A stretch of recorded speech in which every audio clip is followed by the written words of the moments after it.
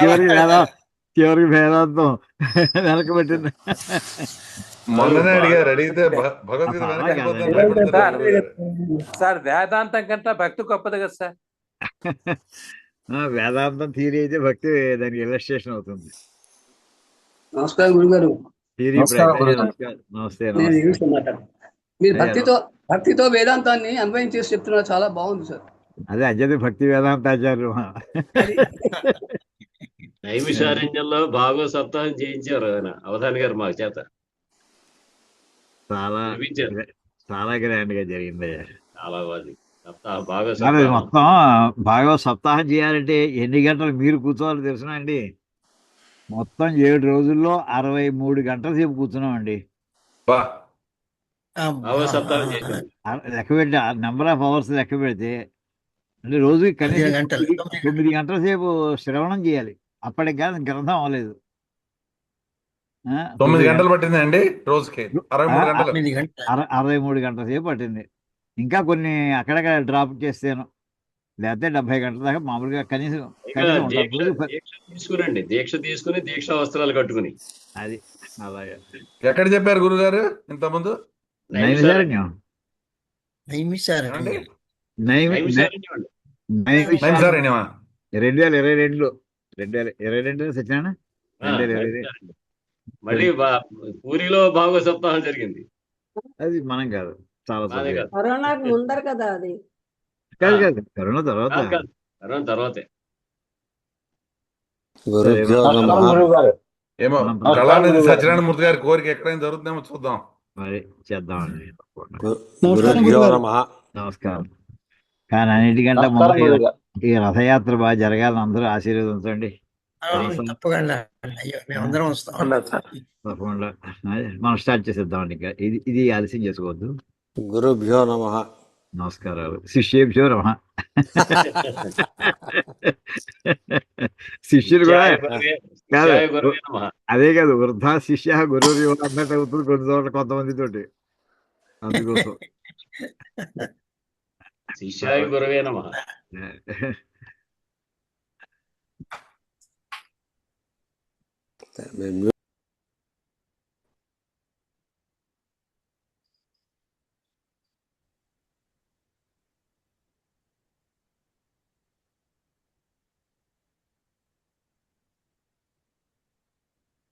ఓం శ్రీ మహాగణాధిపతయే నమః. ఓం శ్రీ మహాసరస్వత్యై నమః. ఓం శ్రీ గురుభ్యో నమః.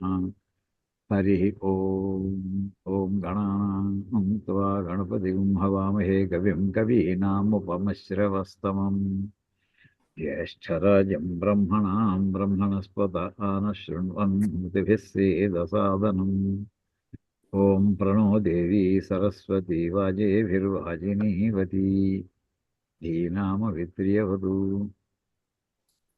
ఓం నారాయణం పద్మభువం వసిష్ఠం శక్తిం చ తత్పుత్రపరాశరం చ వ్యాసం శుకం గౌడపదం మహాంతం గోవిందయోగీంద్రమథాస్య శిష్యం శ్రీశంకరాచార్యమథాస్య పద్మపాదం చ హస్తామలకం చ శిష్యం తంత్రోటకం వార్తికకారమన్యానస్మద్గురూన్ సంతతమానతోస్మి. శృతిస్మృతిపురాణానామాలయం కరుణాలయం నమామి భగవత్పాదం శంకరం లోకశంకరం. శంకరం శంకరాచార్యం కేశవం బాదరాయణం సూత్రభాష్యకృతౌ వందే భగవంతౌ పునః పునః. ఈశ్వరో గురురాత్మేతి మూర్తిభేద విభాగిని వ్యోమవద్వ్యాప్తదేహాయ దక్షిణామూర్తయే నమః. ఓం నమో బ్రహ్మాదిభ్యః బ్రహ్మ విద్యా సంప్రదాయకర్తృభ్యః వంశఋషిభ్యః మహద్భ్యః నమో గురుభ్యః. సర్వోపప్లవరహితః ప్రజ్ఞానఘనః ప్రత్యగర్ధః బ్రహ్మైవాహమస్మి. ఓం పార్థాయ ప్రతిబోధితాం భగవతా నారాయణేన స్వయం వ్యాసేన గ్రహీతాం పురాణమునినా మధ్యే మహాభారతం అద్వైతామృతవర్షిణీం భగవతీం అష్టాదశాధ్యాయినీం అంబ త్వామనుసందధామి భగవద్గీతే భవద్వేషిణీం. నమోऽस्तु ते व्यास विशाल बुद्धे फुल्लारविन्दायत पत्रनेत्र येन त्वया भारततैलपूर्णः प्रज्वालितो ज्ञानमयप्रदीपः प्रपन्नपारिजाताय स्तोत्रवेत्रैकपाणये ज्ञानमुद्राय कृष्णाय गीतामृतदुहे नमः। वाचकः प्रणवो यस्य क्रीडावस्त्वखिलं जगत् श्रुतिराज्ञावपुर्ज्ञानं तं वन्दे देवकीसुतं।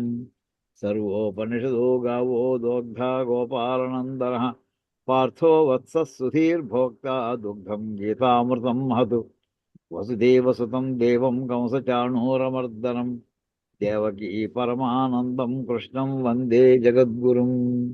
भीष्मद्रोणतटा जयद्रथजला गान्धारनीलोत्पला शल्यग्राहवती कृपेण वहिनी कर्णेन वेलाकुला अश्वत्थामविकर्णघोरमकरा दुर्योधनावर्तिनी सोत्तीर्णा खलु पाण्डवैरणनदी कैवर्तके केशवे पाराशर्यवचः सरोजममलङ्केतार्थगन्धोत्कटम् नानाख्यानककेसरं हरिकथा सद्भानुना बोधितम् लोके सज्जन षट्पदैरहरः पेपीयमानं मुदा भूयाद्भारतपङ्कजं कलिमलप्रध्वंसि न श्रेयसे मूकं करोति वाचालं पङ्गुं लङ्घयते गिरिं यत्कृपातमहं वन्दे परमानन्दमाधवम्।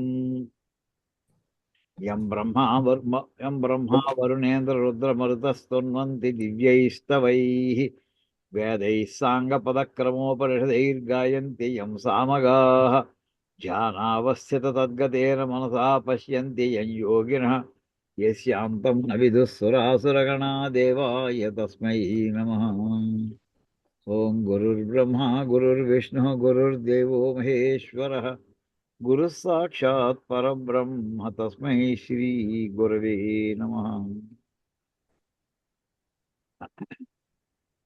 మనం భగవద్గీతలో 4వ అధ్యాయంలో 7, 8 శ్లోకాల దగ్గర యదా యదా హి ధర్మస్య గ్లానిర్భవతి భారత అభ్యుత్థానమధర్మస్య సృజాత్మానం అనక్కడ మనకి చూస్తున్నామండి. ఆత్మానం సృజామ్యహం పరిత్రాణాయ సాధూనాం వినాశాయ చ దుష్కృతాం అంటూ ఇంకో శ్లోకం కూడా చెప్తుంది. ఇందులో ధర్మ సంస్థాపన అనేటటువంటి విషయం ప్రధానమైనటువంటిది. దానితో పాటు ముఖ్యంగా అధర్మం చేత పీడించబడేటటువంటి సత్పురుషులను రక్షించడం, ఆ పీడించేటటువంటి దుర్మార్గులను శిక్షించడం, ఈ రెండు కూడా ఆనుషంగికంగా జరిగేటటువంటి పనులు. దీనికి మనం సమన్వయ దృష్టితోటి ఎక్కడెక్కడ ఈ అవతారాలు పరమేశ్వరుడు ధరించాడు అని చెప్పుకోవడానికి ప్రసిద్ధమైనటువంటి అవతారాలు అనంతకోటి అవతారాలు ఆయనకి.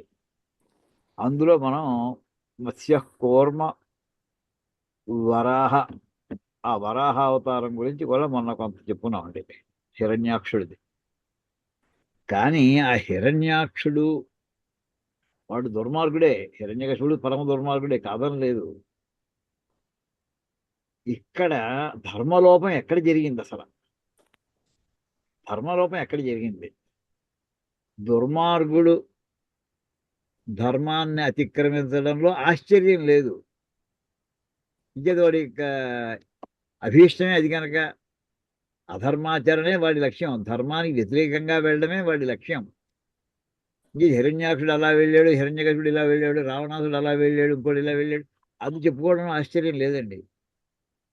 మరి ధర్మస్య గ్లాని అనేది ఓన్లీ దుర్మార్గులు చేసేటటువంటిదేనా, సన్మార్గుల చేత కూడా అప్పుడప్పుడు జరుగుతూ ఉంటుందా అనే ఒక విచిత్రమైన అంశం ఒకటి మనకు కనిపిస్తుందండి.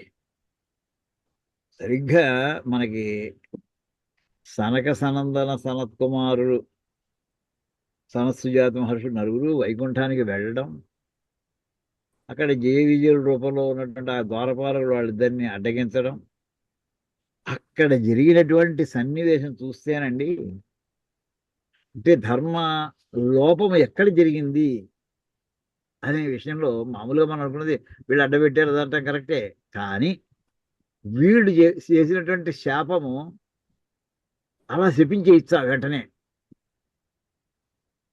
ఈ మాట మామూలుగా మనం ఎప్పుడు ఆలోచించమండి, కానీ వాళ్ళకే ఆలోచన వచ్చిందండి. తర్వాత అరే మనం చేసింది ఏమిటి బాబు, మనం చేసిన పని ఏమిటి అని అనుకుంటూ కూడా చివరికి విష్ణుమూర్తి వస్తే ఆయన అన్న మాట ఏమిటి అసలు?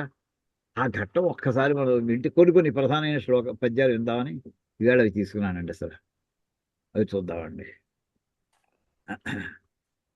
వాళ్ళు ముందర సనక సనందన సనత్కుమార సనత్సుజాతులు నలుగురు కూడా చాలా దీర్ఘాయుష్మంతులు, వాళ్ళు చిరంజీవులు, వాళ్ళు అనంతకాలాల నుంచి తపస్సు చేస్తున్నటువంటి మహర్షులు. వాళ్ళు పరమ తపో విధూత భవ పాపులమై చెరియించు మాకు నేడు అరయ భవత్పదాశ్రితుల కలిగి శపించిన భూరి దుష్కృత స్ఫురణ అసత్పథైక పరిభూతులమై నిజ ధర్మహానిగా నిరయమునందగావలసే నేరము పెట్టగా మమ్ము గావవే అంటూ వాళ్ళు చెప్పినటువంటి ఒక పద్యం అండి. వాళ్ళు మామూలుగా సహజంగా సాధు స్వభావులు, తపస్సే వాళ్ళ యొక్క జీవనం.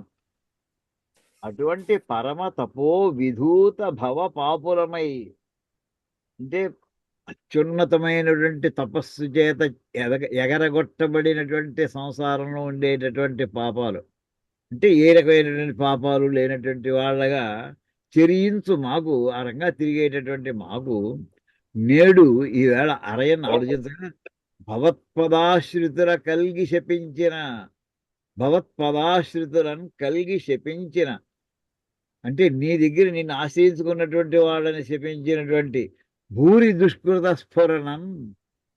ఏమండి అంటే చాలా దుష్కృతము చేశారు అనే భావన కలగడంతో అసత్పథైక పరిభూతులమై, సత్పథము అంటే మంచి మార్గము, అసత్పథము అంటే సరైన మార్గం కాదు.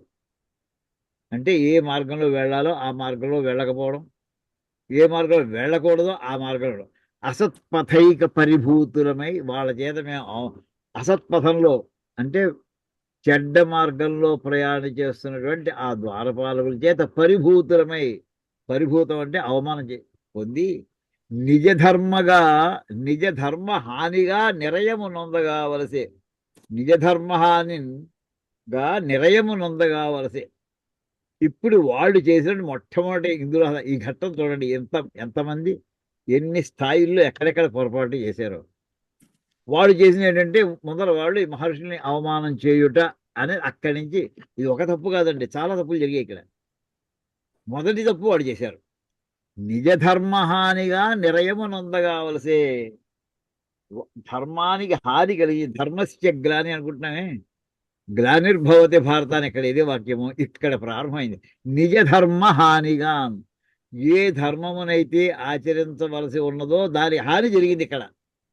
ఏమి హాని? సత్పురుషులను అవమానించడం అనేది ధర్మానికి హాని జరిగిందండి. అది మొట్టమొదటి బీజం అయిపోయింది. నిరయము నొందగావలసే. వాళ్ళు దీంతో మా చేత శపించబడి చాలా కష్టాలు పడ్డారయ్యా. ఇప్పుడు మేము శపించే నేరము వెట్టగా మమ్ము గావవే. మరి మీరేం చేశారు? మమ్మల్ని నేరం మేము పొరపాటు చేసే అని అల్లా నువ్వు అనుకోకుండా మమ్మల్ని రక్షించవయ్యా అని ఈ నలుగురు మహర్షులు విష్ణుమూర్తిని ప్రార్థిస్తున్నారంటే మధ్యలో ఘట్టం అంతా ఆ లోపలికి రావడం వచ్చిన తర్వాత జరిగింది. ఇప్పుడు వాళ్ళు అవమానం చేశారు కరెక్టే, అది విష్ణుమూర్తికి తెలియదా? తెలుసు. ఆయన వాళ్ళని ఎలా అబ్జర్వ్ చేస్తాడో వీళ్ళని అలాగే అబ్జర్వ్ చేస్తాడు. అంటే అవమానం చేస్తే నువ్వు తట్టుకోలేవా? అవమానం చేస్తే తట్టుకోలేరా? మీరు యుగాల నుంచి తపస్సు చేస్తున్నారు, వాళ్ళు గేట్ కీపర్స్ అవమానం చేశారు, కాసేపు 2 నిమిషాలు అక్కడే కూర్చుంటే ఏమవుతుంది అనే ఆలోచన కూడా మనం చేయొచ్చునండి, చేయకూడదనేం లేదు. వాళ్ళకి ఇప్పుడు వచ్చిందండి, ఇప్పుడు వచ్చి స్వామి కనిపించిన వెంటనే నేరము పెట్టక మమ్ముగా మేము చేసింది తప్పని అనుకోకుండా మమ్మల్ని రక్షించవయ్యా అని అక్కడ అంటున్నారండి. తర్వాత పద్యం చూడండి, ఆయన ఏమంటున్నాడు అంటే మధ్యలో చాలా భాగాలు దాటేసాం అనుకోండి. అలవడ నాకు మీ వలన నబ్బిన తీర్థం సుకీర్తనీయ సల్లలిత వినిర్మలామృత విలాస యశో విభవాభిరామమై వెలయు వికుంఠనామం అపవిత్రం అనశ్వస చాధమాది లోకుల చెవి సోక తత్క్షణమ కోరి పునీతుల చేయు వారలం. ఇక్కడ శ్రీ మహావిష్ణువు చెప్తున్న వాక్యాలండి మహర్షులతోటి. ఈ వైకుంఠం ఎటువంటిదయ్యా అసలు? చివరి నుంచి రండి, ఆ వాక్య పద్యంలో పునీతుల చేయున్ పవిత్రం చేస్తుందయ్యా. ఏమిటిట? అపవిత్రము అనశ్వస శ్వపచాధమాది లోకులను శ్వపచ ఈ మధ్యలో స్పేస్ ఇవ్వకూడదండి. శ్వ అంటే కుక్క, పచనం అంటే కుక్క మాంసాన్ని వండుకు తినేవాళ్ళు, లేదా పచ్చి మాంసాన్ని తినేవాళ్ళు, కుక్క మాంసాన్ని తినేవాళ్ళు. అంటే మనకి చాలా హీన జాతి అనుకోండి. అలాంటి అధమాది లోకుల చెవిన్సోక, వాళ్ళ చెవిలో కనుక పడితే చాలు తత్క్షణము కోరి పునీతులు వాళ్ళని వాళ్ళ వెంటనే పవిత్రం చేస్తుందయ్యా. ఏమిటది? వికుంఠనామము.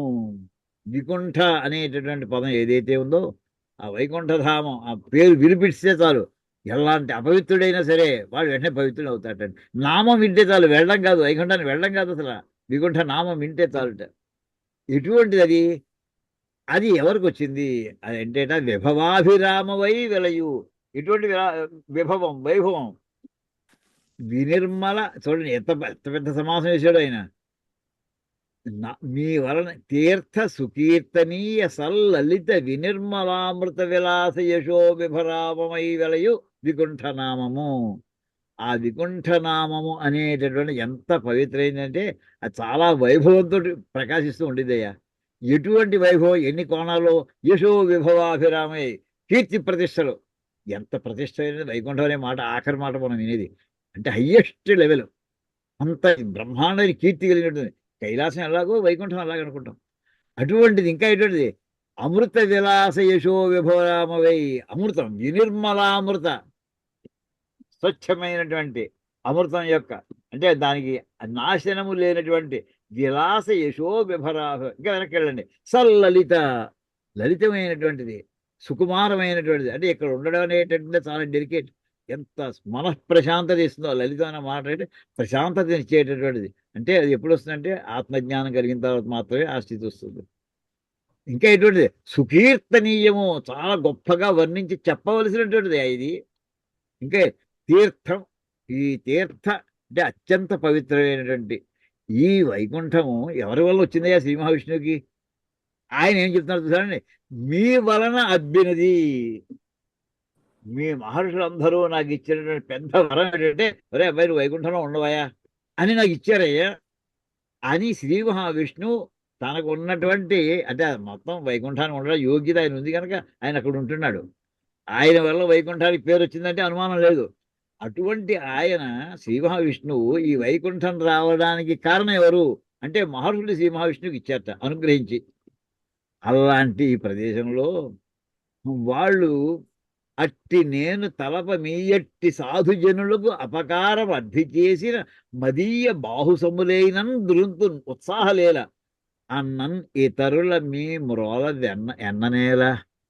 నేను మీ అనుగ్రహం చేతనే ఇక్కడ ఉన్నాను వైకుంఠంలోను.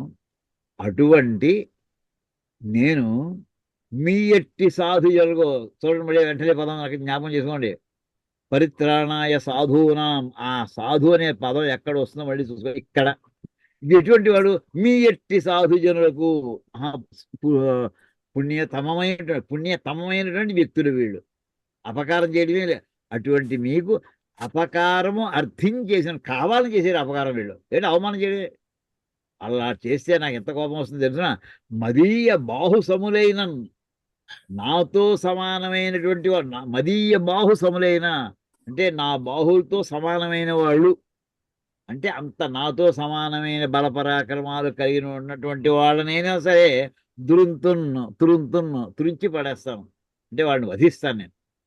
అలాంటిది అన్నన్ ఇతరుల మీ నాతో సమానమైన వాళ్ళనే సరే అంతే, ఇంకా ప్రాణాలు తెగించి యుద్ధం చేసి వాళ్ళని వధిస్తాను నేను. ఇంకా అటువంటి మిగతా వాళ్ళ గురించి చెప్పాలా? వీళ్ళంతా అల్పాతి అల్పులు, వీళ్ళని శిక్షించకుండా వదిలిపెట్టాలా నేను? వాళ్ళ గురించి ఎన్ననేలా వాళ్ళ గురించి చెప్పడం ఎందుకయ్యా అని ఇలాగా ఆయన మహర్షులే నాకు శరణ్యము అన్నట్టుగా ఆయన చెబుతూ మాట్లాడుతుంటే, అప్పుడు వీళ్ళు మళ్ళీ రివర్స్లో ఉన్న కొన్ని మాటలు వినండి. అక్కడక్కడ పదాలు చూడండి. మునుల మగు మమ్ము అతిమోదమునను నీవు సత్కరించుటలెల్ల సజ్జన పరిగ్రహార్థమై ఉండుగాదే మహాత్మా. ఒకటి విన్నవించదము ఈ జయ విజయులకును. అలిగి మేము శపించితిమి అంతకంటే బెడిదమగు నాజ్ఞసేయ నభీష్టమేని చేయుము అది కాక సమధిక శ్రీ ధనర్పజేసి రక్షించదేవేని రక్షింపు మీషా. వీళ్ళు మళ్ళీ మహానుభావ ఏమంటున్నారంటే, ఈ జయ విజయులకి మేమేదో శాపం ఇచ్చాం, మేం చేసిన పని బాగానే ఉందనుకుంటే ఆ శాపాన్ని కంటిన్యూ చేయవయ్యా. లేదు వాళ్ళు నాతో ఎప్పటి నుంచో ఉన్నారయ్యా, వాడు మీరు ఇలా చేస్తాను అనుకుంటే వాళ్ళు నువ్వు బ్రహ్మాండ ఐశ్వర్యం ఇవ్వగలుగుతున్నావు, ఇచ్చుకోవయ్యా అని 2 ఆప్షన్స్ శ్రీ మహావిష్ణువుకి ఇచ్చేశారండి. ఇక్కడ వీళ్ళు చూడండి, అలిగి మేము శపించితిమి, నిజంగా మా కోపం వచ్చి శపించాం. బిడిదముగా ఆజ్ఞసేయన్ అభీష్టమేని చేయము, నువ్వు మేము చేసింది బాగానే ఉందనుకుంటే అది కంటిన్యూ చేసేవను, ఆజ్ఞ వేసి ఆర్డర్ చేసేయి. లేదు అది కాక సమధిక శ్రీధనర్పజేసి రక్షించదేని, నువ్వు వాళ్ళని రక్షించాలను. సమధిక మామూలు ఐశ్వర్యంగా అనంతమైన ఐశ్వర్యాన్ని నడిచి వాళ్ళని రక్షించాలనుకున్నావు అనుకో, రక్షించుకో, మాకే అభ్యంతరం లేదే అని వీళ్ళు ఆయనకి ఆప్షన్ మళ్ళీ ఇచ్చారండి. అంటే వీళ్ళు వెంటనే అవన్నీ చెప్పాలని మొట్టమొదటి వాడు కట్టుబడి వ్యాయామం ఇచ్చే శాపాన్ని ఉపసంహరించుకుంటున్నామయ్యా అని అనాలండి. అనలేదండి వీళ్ళెవరు కూడా, నలుగురు. అది కూడా చూడండి, శ్రీ మహావిష్ణువుకి దర్శనం అయిపోయింది, ఇంకా పాతకాలం మళ్ళీ లేవదీయడం ఎందుకంటే అసలు లేవదీసి వీళ్ళు అంటే ఇవాళ సనక సనందాన్ని నిందిస్తున్నాం అనుకోకండి. ఘట్టంలో ఉన్నటువంటి వాక్యాలు ఎలా ఉన్నాయో చూడండి. వాళ్ళు ఇక్కడ ఆప్షన్స్ ఇవ్వడం ఏంటి అసలు, న్యాయ మహానుభావ పోన్లే అయిపోయింది, ఏదో అయిపోయింది, వాళ్ళని క్షమించేసేసి మాకే ఏదో తత్కాలంలో వచ్చింది కోపం, వదిలేసాం, వాడు ఉద్ధరించా లేదు, వదిలిపెట్టట్లేదండి వీడు అని. ఈ రకంగా ఎందుకో అది పరమేశ్వరం యొక్క లేదు కావచ్చు. అంటే నువ్వు ఎవరవుతున్నావో ఇచ్చుకో అంటే ఇప్పుడు ఏమవుతున్నాడు, ఇవాళకి శిక్ష వీయకుండా వదిలేస్తే ఎవరి మీద వస్తుందండి శిక్ష? అదంతా ఆ తప్పంతా శ్రీ మహావిష్ణువు మీద వస్తుంది అంతే. తిప్పి వాడు శ్రీ మహావిష్ణువు మీద నెట్టినట్టు అయింది వాక్యాల ద్వారా. వాడు తప్పు చేసేది, మేము శిక్ష మీద శాపం ఇచ్చాం, నువ్వు శాపం ఉపసంహరించుకుంటావు, శాపం లేకపోతే ఇంకా వాడు ఐశ్వర్యిస్తావు, నీ ఇష్టమయ్యా. ఆయన రెండింటిలో ఏది చేసినా సరే వాడు తప్పు చేస్తున్నట్టు వాడు శిక్షిస్తాడు అనే ఒక నెపం శ్రీ మహావిష్ణువు పడేట్లా వచ్చింది వాక్యార్థం. ఇవి మామూలుగా మనం ఎప్పుడు గమనించమండి. భాగవతంలో ఉన్న ఈ లోతైన పదాలకి అర్థాలు మనం జాగ్రత్తగా గమనించాం. మనం లైట్గా పై చదివేసాం, మనం లోపల మైండ్లో ఓ మైండ్ సెట్ ఫార్మ్ అయిపోయింది, వాడు తప్పు చేశారు వీళ్ళు శిక్షించేశారు అంతే. అది రైటే తప్ప. కానీ ఇక్కడ జరిగింది చూడండి, ఇంత చేసిన తర్వాత మళ్ళీ శ్రీ మహావిష్ణువు మళ్ళీ చెప్తాడండి. అట్లయిన ఇంకా మధ్యలో కొంత కథ నడుస్తుందండి. ఆయన అట్లయిన మాకున్ ప్రియం బగుగావన్ అనపరాధులు అతి నిర్మలాంతఃకరణులైన వీరలకు అనృతములు పలికితిమేని వమ్మైన చిత్తంబు కలది రాజ్ఞాబింబం అని కరకమలంబులు మొగిచి కృతాంజలుడై ఉన్న మునులన్ కరుణార్ధుల దృష్టిని కనుంగొని శ్రీ మహావిష్ణువు ఇలా అంటున్నాడు. అట్లయినన్ మాకు ప్రేమ, నువ్వు అలా చేసినా సరే ఇలా చేసినా మాకు ఇష్టమేనయ్యా. అనపరాధులు తప్పులు చేయలేదు, అతి నిర్మలాంతఃకరణులు అయినటువంటి వీళ్ళకి అనృతములు పలికితేమేమి, మేము తప్పు చేసామని అనుకుంటే, ఏమండి మేము తప్పు చేసామని అనుకుంటే అంటే వాళ్ళు నిర్మలమైనటువంటి వాళ్ళే, వాళ్ళు ఎప్పుడు తప్పు చేయలేరయ్యా. వాళ్ళ హిస్టరీ చాలా, వాళ్ళకి వాళ్ళ రికార్డ్ చూస్తే, సర్వీస్ రికార్డ్ చూస్తే చాలా బాగుంది, ఎప్పుడు వాళ్ళు తప్పు చేయలేదు ఇక్కడ వైకుంఠంలో, ఇదే ఫస్ట్ టైం. ఎందుకు చేశారో వాళ్ళు అని నువ్వు అనుకుని చేస్తే, మేము తప్పులు చేసాం, మేము అబద్ధాలు చెప్పామనుకుంటాము. అనృతములు పలికితేమేని అమ్మైనని చిత్తంబు కలది రాజ్యాంబు, ఎవరెవరు ఏ రకంగా కావస్తే అలా ఆజ్ఞ వేసుకోవయ్యా అని చెప్పి నమస్కారాలు చేసి వాళ్ళు నలుగురు నుంచుని ఉంటే ఆయన ఏమంటున్నాడో చూడండి. ఇందులో చూడండి ఎంత ఇప్పుడు యాక్చువల్లీ డీటెయిల్గా మనం వెళ్ళేప్పటికి ఎన్ని పాయింట్స్ బయటకు వస్తున్నాయో. మామూలు ఇవన్నీ మనం అబ్జర్వ్ చేసుకుంటాం మామూలుగా. అనఘుడు భగవంతుడు ఇట్లనియన్ మునులారా, ఇప్పుడు అనఘుడు పదం వేసాడండి. పాపము చెయ్యని వాడు అంటే అర్థం ఎందుకు వేయాలి మాట. శ్రీ మహావిష్ణువు చాలా పేర్లు ఉన్నాయి. పాపం చేయనివాడు అంటే ఇప్పుడు కనుక ఆయన క్షమించి వదిలిపెట్టేస్తే పాపం చేసినాడు అవుతాడు. అది అందుకోసం ఆయన పాపం చేయలేదు ఇదివరకు అంటే ఇప్పుడు కూడా చేయడు, భవిష్యత్తులో చేయకుండా ఉండాలి ఆయన. అంచేది ఇప్పుడు ఏదో శిక్ష వేయాలి ఆయన. అయ్యి ఇద్దరికి సమన్వయం చేయాలి, రికన్సైల్ చేయాలి. అప్పుడు భగవంతుడు ఇట్లా మునులారా వీరలు అలరం భూవికింజని అతట అసురయోని జనీతు. మీరు ఏమని చూపించారు? భూలోకంలో భూలోకంలో పుట్టండి పొమ్మన్నాడు. భూవికింజని అతట అసురయోని జనియంతులు లోభ మోహ సంగతులగుతున్. వీళ్ళు మీరు అన్నట్టుగానే వీళ్ళు భూలోకానికి పోతారు. ఎక్కడ పుడతారు? రాక్షస యోనిలో పుడతారు వీళ్ళు, రాక్షస జాతుల్లో పుడతారు వీళ్ళు. అయితే అక్కడ రాక్షస జాతి యొక్క లక్షణం ఏమిటి? రాక్షస జాతి అంటే అసాధువుల యొక్క లక్షణం ఏమిటి? సాధూనాం మనకి పరిత్రాణాయ సాధూనాం వినాశాయ చ దుష్కృతాం. దుష్కృతము చేసేటటువంటి లక్షణములు ఎప్పుడు వస్తాయి? వాడు తప్పు చేయాలి కదా అక్కడ. ఇక్కడ చెప్పాడు, లోభ మోహ సంగతులగుచున్. లోభానికి మోహానికి దాంతో కూడి ఉన్నటువంటి వాళ్ళు అక్కడ దుష్కృతులు అవుతారండి. దుష్కర్మలు చేసే లక్షణం ఎప్పుడు వస్తుందంటే లోభం మోహం చాలు, ఇంకేమక్కర్లేదు. ఆ రెండు ఉంటే చాలు, సర్వనాశనం అయిపోతాడు వాడు. అంచేత వాళ్ళు అక్కడ ఇది మనం అందరికీ ఇవేంటి కథ కింద తీసుకోకండి, ఇవన్నీ మనకి ఉపదేశాలు జ్ఞాపకం ఉంచుకోండి. మనం ఏది చెయ్యకూడదు అంటే లోభానికి మోహానికి సాధ్యమైనంత వరకు దూరంగా ఉండండి. ఈ వస్తువు నాకే కావాలి, నాకు కావాలి కరెక్టే, నాకే ఉండాలి, ఇంకా అవతలాడు ఉండకూడదు. ఆ లోపల పరాకాష్ఠలో వెళ్ళిపోతుంది మోహము. ఈ మోహం అనే పదం ఎన్నిసార్లు చెప్పాను మనకి సప్తశతిలో కూడా. మీకు 13వ అధ్యాయంలో 4వ శ్లోకం, మోహ్యంతే మోహితాశ్చైవ మోహమేష్యంతి. ఈ సామాన్య మానవులు ఎటువంటి వారంటే జన్మ జన్మల వెనకాల నుంచి వాళ్ళు మోహంలో పడ్డారు, ఇప్పుడు పడి ఉన్నారు, భవిష్యత్తులో కూడా మోహంలో పడతారు వాళ్ళు. మోహం యొక్క లక్షణం ఏంటంటే నిజాన్ని కప్పిపుచ్చుట, భ్రాంతిని కల్పించుట. మోహంలో పడ్డం అంటే అక్కడ ఎదురుకుండా ఉన్నటువంటి దాన్ని వాళ్ళకి దాని యథార్థ స్వరూపాన్ని చూడరు వాళ్ళు. వాళ్ళు అనుకునేటటువంటి ఒక రూపాన్ని దాన్ని భావించుకుంటూ ఉంటారు, భ్రమిస్తూ ఉంటారు వాళ్ళు. ఈ రెండు అత్యంత ప్రమాదకరములైనటువంటి.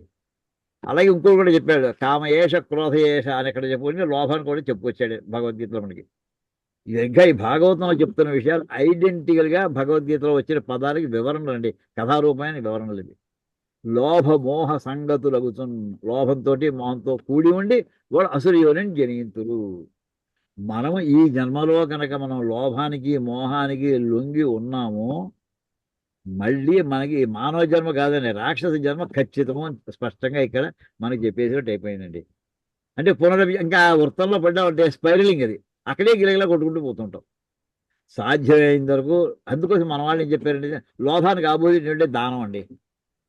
దానే సర్వం ప్రతిష్ఠితం తస్మాత్ దానం పరమం వదంతి. అంటే ఇస్తూ ఉండరు అబ్బాయి, ఇస్తూ ఉండు.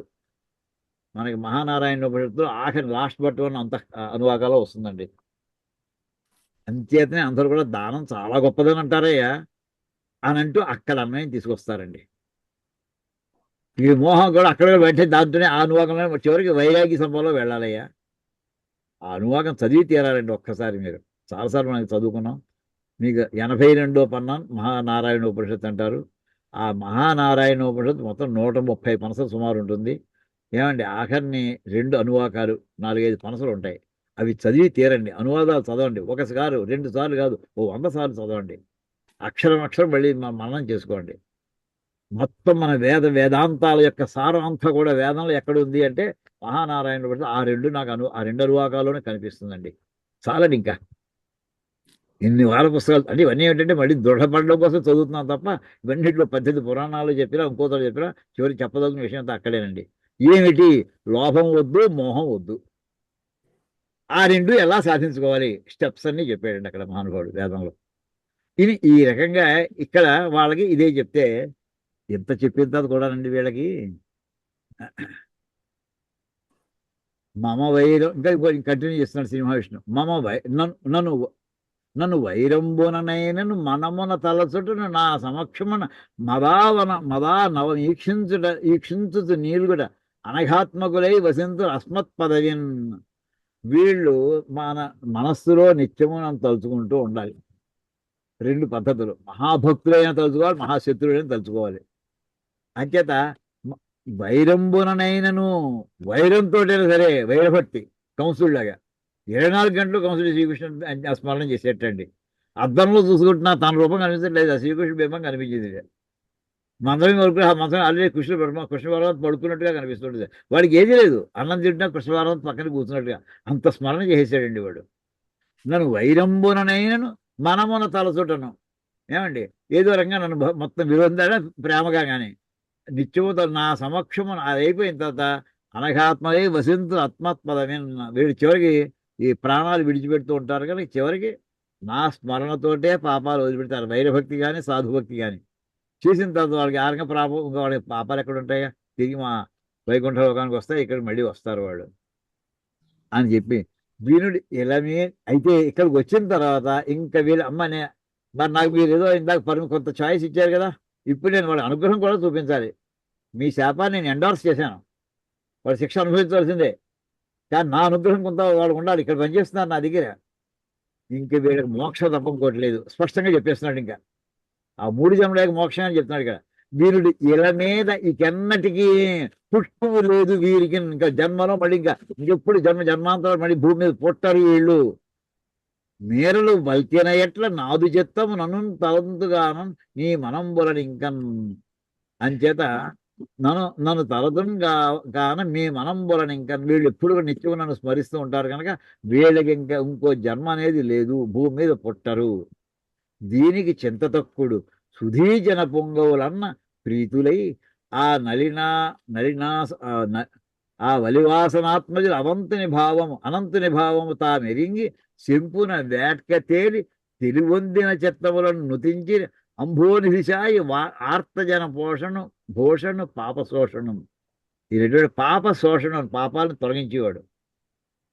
తర్వాత ఇటువంటి ఆర్తజన పోషణ భూషణం, ఆర్తితో ఎవరైతే ఈయన రక్షించని అంటారో వాళ్ళని పోషించుట అనేది అలంకారముగా కలిగినటువంటి ఈ శ్రీ మహావిష్ణువుని వాళ్ళు స్తోత్రం చేశారు అని చెప్పి వాళ్ళు. ఇంక మీరు మనసులో మీరు కూడా అనుకోకండి ఇంకా అది మహర్షుల్ని, అంటే మేము పాపం చేసామా శపించి అనవసరంగా మా తపశక్తి అంతా వ్యర్థం చేసుకున్నామా, ఇంక దాని గురించి మీరు ఆలోచించకుండా వదిలేయండి అయ్యా అని అంటేనండి. ఇక్కడ విచిత్రం ఏంటంటే వీళ్ళకి ఆ శ్రీ మహావిష్ణువు యొక్క వాక్యాలు సరిగ్గా అర్థం లేదండి, అర్థం లేదు. ఈయన మనని పొగుడుతున్నాడా తిడుతున్నాడా? మనకు అప్పుడప్పుడు కొంతమంది మాట్లాడుతుంటే ద్వంద్వార్థాలు వచ్చేట్లా మాట్లాడితే పొగుడుతున్నట్టుగా కనిపిస్తుందండి, తిడుతున్నాడు. అందులో నింద కూడా ఉండొచ్చు. వ్యాజస్తుతి, వ్యాజ నింద అని 2 ఉన్నాయండి. ఇక్కడ మునివరు తమ చిత్తములను తృప్తి పొందగా పంకజాతాక్షుడు పలికినట్టి పరిమిత గంభీర బహుళార్థ దుర్వగాహములను విస్ఫుర దమృత తుల్య మాధుర్య సుగుణ సమన్వితములు వినిర్గత శబ్ద దోష నికాయములను అయిన వాక్యములకు ఆత్మలను పరితోషమంది ఇట్లది నెయ్యమున మనల. వీళ్ళు ఆ శ్రీ మహావిష్ణువు చెప్పిన వాక్యాలతోటి మనస్సులో వీళ్ళకి తృప్తి పొందలేదు. వీళ్ళు ఏమిటి ఆయన చెప్పదలుచుంది అసలు? అయినా మళ్ళీ నమస్కారం పెట్టుకుని మళ్ళీ ఆయనతో మళ్ళీ అంటున్నారు. బహుళార్థ ఎలా ఉన్నాయి ఆయన మాట, శ్రీ మహావిష్ణువు మాట్లాడిన మాట చూడండి. మనకి విష్ణు సహస్రనామంలో ఒక మాట ఉన్నది, రుద్ధ స్పష్టాక్షరో మంత్ర.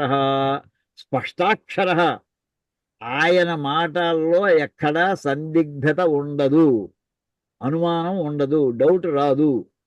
అది ఆయన యొక్క స్వభావము, ఆయన మాట్లాడే విధానం అది అని అక్కడ మనకి స్పష్టంగా ఉంటే, ఇక్కడ వీళ్ళు తృప్తి పొందగా తమ చిత్తములను తృప్తి పొందగా వీళ్ళకి అర్థం ఒక పూర్తిగా అర్థం లేదండి. ఏమిటి ఆయన శ్రీ మహావిష్ణువు మనని పొగుడుతున్నాడా?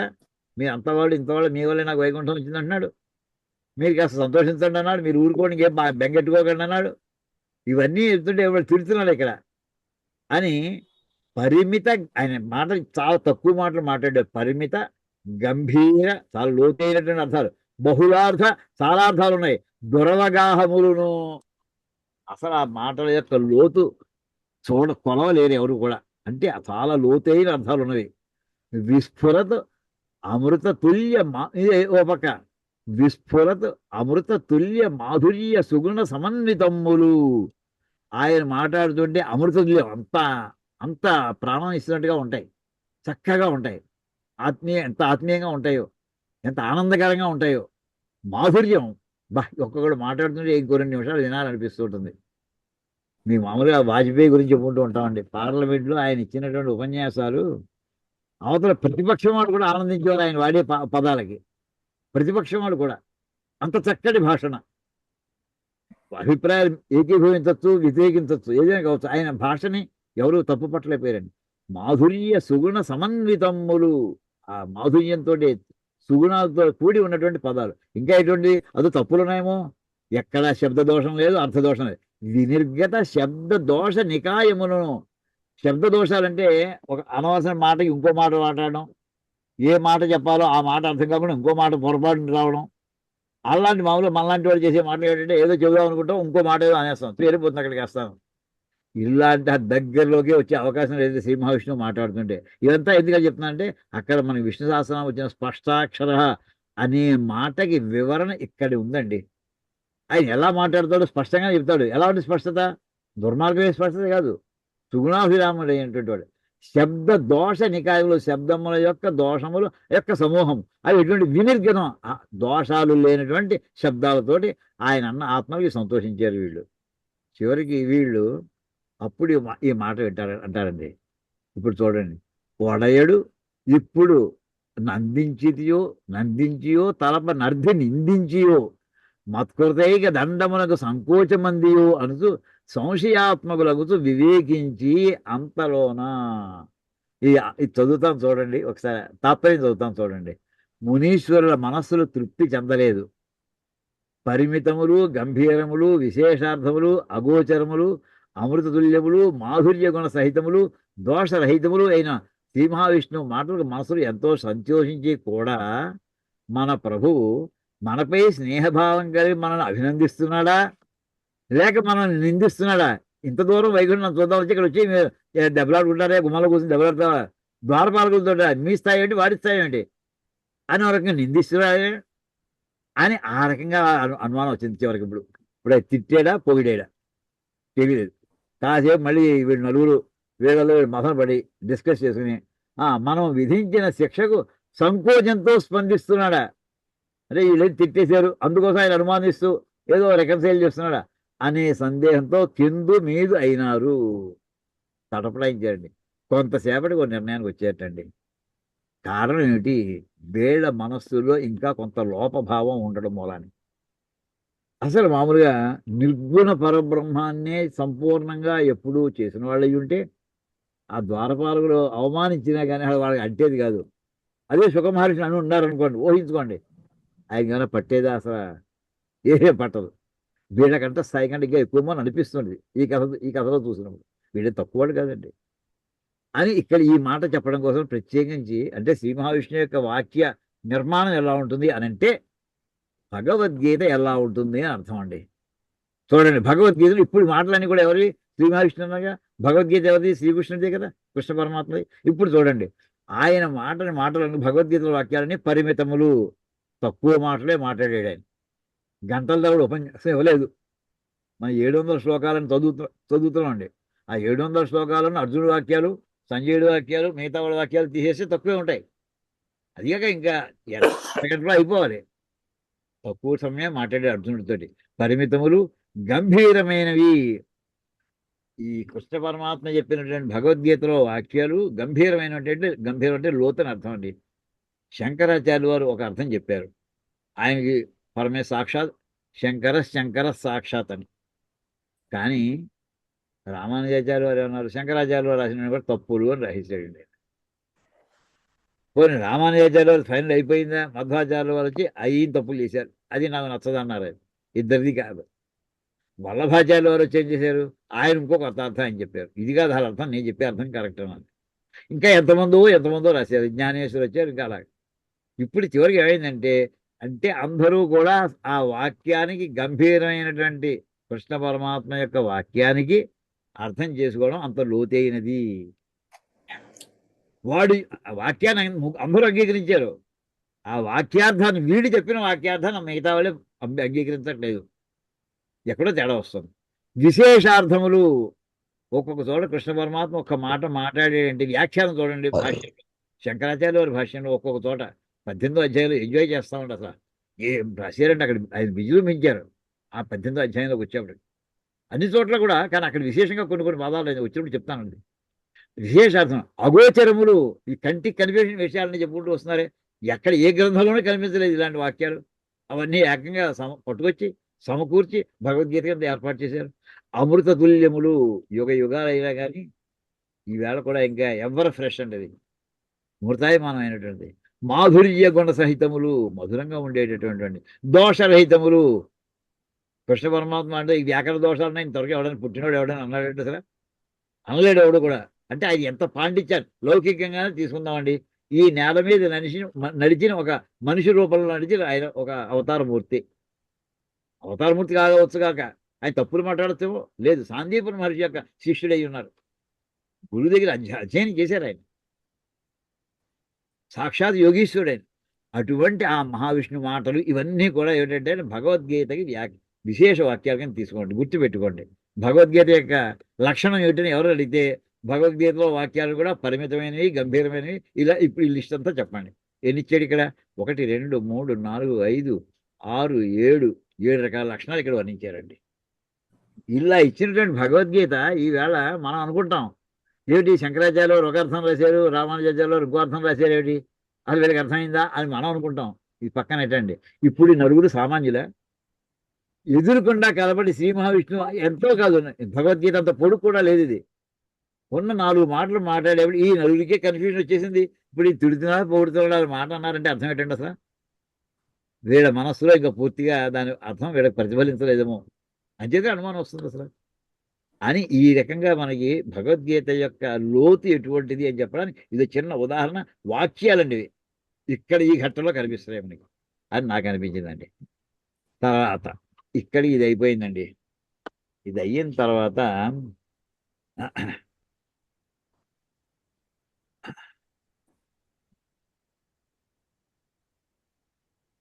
ఇంకా వీళ్ళు రాక్షస జన్మ ఎత్తాలి. ఇప్పుడు ఇందాక చూడండి, ఇప్పుడు ధర్మస్య గ్లాని, ధర్మానికి గ్లాని ఎక్కడ ప్రారంభమైందండి? ఇప్పుడు మొట్టమొదటి స్టెప్ ద్వారపాలకులు చేస్తే, రెండో స్టెప్ సనక సనందుల దగ్గర జరిగింది. వాళ్ళైతే ద్వారపాలకులు వాళ్ళ స్థాయి చాలా చిన్నదే. ఇందాక చెప్పాను, ధర్మానికి గ్లాని రాక్షసుల చేత జరగడమే కాదు, సన్మార్గుల చేత కూడా ఏది చేయకూడదో అది చేయడం. ఎక్కడ చేశారు వీళ్ళు? వచ్చి అరణ్యంలో చేసుకుంటే చూపించుకుంటే బాగుండేది. కానీ వైకుంఠం ఎటువంటిది, వైకుంఠం ఎటువంటిదో చెప్పాడండి. ఇక్కడికి వచ్చి స్మరిస్తే తారయ్య అత్యంత పవిత్రమైన క్షేత్రానికి వెళ్ళి అక్కడ శాపాలు పెట్టుకుంటారా వెళ్ళి? అది ధర్మానికి గ్లాని అంటే అది కూడా ధర్మానికి గ్లానేనండి ఓ రకంగా. ఇప్పుడు చూడండి, ఇప్పుడు ఇది అయిన తర్వాత వీడి జన్మలు ఎత్తాలి. ఆ దితి కశ్యప మహర్షి ఘట్టంలోకి రండి. అక్కడ మొట్టమొదటి హిరణ్యకశిపుడి రూపం. ఆ దితికి చూడండి, కశ్యప ప్రజాపతి అయిన నవ ప్రజాపతిలో ఒక మహర్షి ప్రారంభమైనటువంటి మొట్టమొదటి మహానుభావుడు. అది పునఃసృష్టి బ్రహ్మగారు ఎంత సృష్టి చేశాడో ఈయన అంత సృష్టి చేయగలిగినటువంటి వాడు. అకాలంలో దితి వచ్చి ఆయన మీద పడింది. నాకు ఇప్పుడు కామం తీర్చాలంటాడు. అకాలం ఆయన ఏమంటున్నాడు? ఆయన ధర్మాత్ముడు. అది ధర్మాత్మ యొక్క భార్య. అది మామూలు బయట ఉంచుకున్నటువంటిది కాదు. దానికి కొన్ని ధర్మాలు తెలియనుకోకండి. మహర్షులు కూతురు వీళ్ళందరూ కూడాను, దక్ష ప్రజాపతి కూతురు వీళ్ళందరూ కూడాను. అది ధర్మాన్ని ఇద్దరు ఆచరించాలి. అది అధర్మం ఏ సమయంలో? అధర్మ సమయంలో. ఏ సమయంలో చేయకూడదో అటు సంగమం ఆ సమయంలో అడిగింది. అది ఆయన చెప్తున్నాడు స్పష్టంగా, తరుణి ఒక్క ముహూర్తం ఉండుము, ఇది సంధ్యాకాలము, ఈ కాలమంద అరయన్ భూతగణావృతుండగుచు కామారాతి లేలన్ వృషేశ్వర యానమ్మను సంచరించుట అభావ్యం బయ్యే నీ ఉగ్ర వేర రమింపగ నిషిద్ధ కర్మమగు ఎలా ధర్మమును వేడగన్. ఖచ్చితంగా చెప్పాడు ఆయన కశ్యప మహర్షి. ఇది ధర్మం పాటించవలసిన సమయం. ఇది అధర్మం చేసే సమయంలో ధర్మం అధర్మం ఎలా వస్తుందంటే అండి, కాలాన్ని బట్టి కూడా నిర్ణయం అవుతుంది. ఒకసారి కంప్యూటర్స్లోనండి మామూలుగా డేటా పూర్వం ప్రోగ్రామ్ రాసిన డేటా ఎంట్రీ చేసినప్పుడు కూడా అది ఇల్లీగల్ క్యారెక్టర్ మెసేజ్ ఇస్తుందండి. ఇల్లీగల్ క్యారెక్టర్ అంటే ఉండకూడని అక్షరం అర్థం. అక్కడ కంప్యూటర్ క్యారెక్టర్ అంటే అక్కడ అక్షరాలు అర్థం. దానికి ఏంటంటే లీగల్ క్యారెక్టర్ కూడా అక్షరాలు ఏటి ప్లస్ మైనస్ ఇంటూ స్టార్ ఇలాంటివి ఉంటాయండి. కానీ అవి ఉండవలసిన చోట ఉన్నప్పుడే సరైన అక్షరాలు. అవి ఎక్కడ ఉండకూడదు అక్కడ ఉంటే అది ఇల్లీగల్ క్యారెక్టరే. ఉదాహరణకి నెంబర్లు ఫోన్ నెంబర్ కొట్టకూడదండి, అన్ని డిజిట్లో ఉండాలి. మధ్యలో ఏబీసీలు వచ్చాయి ఎక్కడి నుంచో. అది ఏమైందనమాట, a legal character in an illegal context is also illegal character. గుర్తుపెట్టుకోండి, ఈ లీగల్ క్యారెక్టర్ సహజంగా ఏది రైటే, కానీ అంకె మధ్యలో ఫోన్ నెంబర్ మధ్యలో ఏ రావడమే తప్పది. ఏ legal character in illegal context also becomes an illegal character. సరిగ్గా ఇక్కడ అది జరిగిందండి. తాను ధర్మాత్మురాలు, అతను ధర్మాత్ముడు, కానీ సమయం అధర్మమైనట్టు ధర్మాన్ని ఆచరించాల్సిన సమయంలో అధర్మాన్ని ఆచరించింది. అది ఏం చెప్తాడే, ఈ ఉగ్రవేళ, ఇది ఉగ్ర సమయం, ఇది సాయంకాల సంధ్యాకాల సమయం, ఇది రమింపగా నిషిద్ధ కర్మం, ఇది విధించబడి కొన్నిసార్లు సైలెంట్గా ఉండొచ్చు, లేదు ఇది చెయ్యకూడదు కూడా నిషిద్ధమైనటువంటి, ఎలా ధర్మాన్ని వదిలిపెట్టేస్తారంటే నువ్వు అని ఇక్కడ ధర్మానికి గ్లాని ప్రారంభమైందండి. వాళ్ళ జన్మ పొందాలి కదా ఇక్కడ, అంటే దానికి కంటిన్యూషన్. అక్కడ విత్తనం అయింది, ఇక్కడ రెండు ఆ విత్తనం మొక్కవలం ప్రారంభించిందండి. అది ఎలా ప్రారంభించి ఈ వీడిలో ప్రవేశించింది. అది ప్రవేశించిన తర్వాత ఈయన పోని దూరంగా తోసిపడేసి వెళ్ళిపోతే ఏమైపోతుందండి, ఏమవుదు. అది ఎంతో చెప్పాడు ఈయన, వినలేదు. అప్పుడు ఆయన ఇంకా చెప్తాడండి, ధర్మాన్ని అయితే చెప్పాడు, రెండోది దానివల్ల రాబోయే కాన్సిక్వెన్సెస్ కూడా చెప్తున్నాడండి. రుద్రుడు ఇక్కడ తిరుగుతున్నాడు చూడు, నీకు కనిపిస్తున్నాడు. రుద్ర రూపంలో ఉన్నంతసేపు కూడా కశ్యపుడికి సోదర భావం అంటండి, అన్నదమ్ములట వీళ్ళు. అంటే రుద్రగణాలన్నీ కూడా ఈ కశ్యప మహర్షి ఈ వీళ్ళకి నవ ప్రజాపతులకి సోదర వరుసలో వస్తాట. అరవిందాన వీడే నీ మరది, రుద్రుని చూపిస్తున్నాడండి, ఇతనే నీ మరిది అంటే నా తమ్ముడు. లీలాటోప రుద్ర క్షమాచర జంఝానుల ధోత పాంసు పటల చెన్నుండు ధూమ్రైక దుర్భర విద్యోతిత కీర్ణ భీషణ జటాబద్ధుండు భస్మావలిప్త రుచిస్ఫార సువర్ణవర్ణుడు అగుతున్న భాసుడు అత్యుగ్రుడై. ఈ రుద్రుడు అత్యుగ్రుడు ఈ సమయంలో ఎలా ఉన్నాడు చూడు, నీ బంధువే కావచ్చు, నీ మరిది, నా తమ్ముడు వాడు. లీలాటోప రుద్ర క్షమాచర, రుద్ర అంటే రుద్ర, క్షమ అంటే భూమి, రుద్రభూమి అంటే శ్మశానం, రుద్రక్షమ అంటే రుద్రభూమి, రుద్రభూమి అంటే శ్మశానం. శ్మశానంలో చెరుతూ జంఝానుల ధూత పాంసు పటల చెన్నుండు, ఒళ్ళంతా కూడా శ్మశానంలో ఉన్నటువంటి ఆ ధూళి పరాయంతో ఒళ్ళంతా ఆక్రమించబడినటువంటి వాడు. అంటే బూడిద రాసుకున్నటువంటి వాడు. ఏ బూడిద? శ్మశానాల్లో ఉన్న బూడిద రాసుకున్నటువంటి వాడు. ధూమ్రైక దుర్భర విద్యోతిత కీర్ణ భీషణ జటాబద్ధుండు, అది కట్టుకున్నటువంటి జటలు ఎలా ఉన్నాయి చూడు, భయం ఎట్లేదా. భస్మావలిప్త రుచిరస్ఫార సువర్ణవర్ణుడు, మెరిసిపోతున్నాడు ఇప్పుడు. తన టైం అది. రుద్రుని యొక్క సమయంలో మిగతావాళ్ళు ఏం చేయకూడదు అని చెప్పి అంత చెప్పాడండి. ఇంకోటి అనుకుంటున్నావు, నా తమ్ముడు కదా నీకు కొంత డిస్కౌంట్ ఇస్తాడు అనుకుంటున్నాము శిక్షలో, ఏ లేదు, మొహమాటం లేదు అతనికి. అవల అనల సుధాకర రవిలోచనముల వికసింపజేసి సమధిక రోషంబునం చూచుతున్నవాడు అదే వనిత. చూడు దితి చూస్తున్నాడు, మహా కోపంగా చూస్తున్నాడు. అనల సుధాకర రవిలోచనుడు, అనల అంటే అగ్నినేత్రం, అగ్నినేత్రం ముందర చెప్పాడండి, అంటే మూడో కన్ను. ఇంకా రెండు కళ్ళు సూర్యుడు చంద్రుడు, సుధాకరుడు రవి, చంద్రుడు సూర్యుడు. ఇలా త్రిలోచనుడు అయినటువంటి అతను మూడు లోచనలు వికసింపజేసి మూడు కళ్ళు తెరుచు కూర్చున్నాడు. సమధిక రోషంబునం చూస్తుంది, ఎవడరా ఇక్కడ ఈ సమయంలో ప్రారంభించబోతున్నారు ఇలాగా అని చాలా కోపంగా చూడబోతున్నాడు. బంధుత్వం అరయవలదు సుమ్మి, అతనితో బంధువు కదా, మరిది కదా, ఏదో రక్షిస్తాడు, ఏమనుకోకు నువ్వు, మొహమాటం లేదు, శిక్షిస్తాడు అతను అని ఇంతలా వర్ణించిన చెప్పకూడదు. అది భయంకరంగా ఆ కిడి చేయించిందండి. ఇప్పుడు అక్కడ ధర్మలోపం జరిగిందా లేదా? ధర్మస్య గ్లాని యదా యదా హి ధర్మస్య గ్లాని, ఇదండి. ఏ ధర్మం అయితే ఆచరించాలో మహర్షి దంపతులు అది ఆచరించలేకపోయారు. ఆ పాపం ఏమైంది? ఆ పాపం కొట్టింది. ఇప్పుడు హిరణ్యాక్షుల కింద పుట్టారు వాళ్ళిద్దరు, ఇద్దరు పుట్టారు. ఆ జైవిజయులు కాస్త ఇలాగ మనకి అధర్మం అనేది అధర్మాత్ములు చేయడమే కాదండి, ధర్మాత్ములు కూడా ధర్మాన్ని వ్యతిరేకించడం కూడా ధర్మస్య గ్లానిమో నాకు అనిపిస్తోంది. అది అయిన తర్వాత నెక్స్ట్ చూస్తే ఇంతట్లో వీళ్ళు ఆ దితి గర్భంలో హిరణ్య గర్భులు ఇద్దరు గర్భంలోంచి ప్రవేశిస్తుంటే మనకి వాళ్ళు పుట్టబోతుంటే ఎలా ఉందంటే, హోమానలంబుల ధూమంబుల డరెను ప్రతికూల వాయువుల్ బలసి వీచే దరువులెల్లెడ విట తాటంబౌలై కూలే గ్రహ తారకావళి కాంతిమాసే బెరసి మొగిళ్ళు నెత్తురు వాన గురిసెను మెరుగులు దశల మిర్మిట్లు గొలిపే స్వర్భానుడికి సపర్వమున భానుని పట్టి గైకొని చిమ్మ చీకట్లు పరివే మొనసి కుక్కలు మురిగెను మోరలెత్తి పగలు నక్కలు వాపోయే ఖగములు ఆర్తరవములిచ్చెను దేవతా ప్రతిమలు ఒరగెను కన్నులను అశ్రుకణములు క్రందుకొనగా.